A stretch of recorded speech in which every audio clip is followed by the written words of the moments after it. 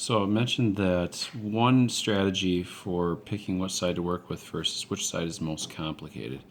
In this case, I'm seeing the right-hand side as being a little bit more complicated.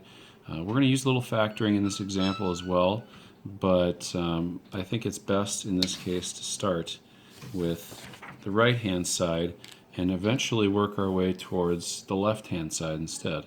So step number one, what I notice here is that with this set, with this binomial, we have sine squared in both of those. So what I'm going to do is factor out sine squared from each of those, put that out in front.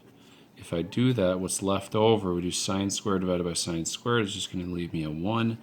Sine to the fourth divided by sine squared is going to leave me with sine squared. So 1 minus sine squared on the inside, and then we have a cosine still hanging around on the outside. That completes the first step. Second step is going to be noticing what we have right here, this 1 minus sine squared. We've seen a number of those. It's actually going to involve a Pythagorean substitution again. But remember that our identity for this one is sine squared plus cosine squared equals 1. So if I subtract sine squared from both sides, I get cosine squared isolated, and that's what I'm going to replace in that step. So I'm going to make this cosine squared, just replacing 1 minus sine squared, and then leave everything else.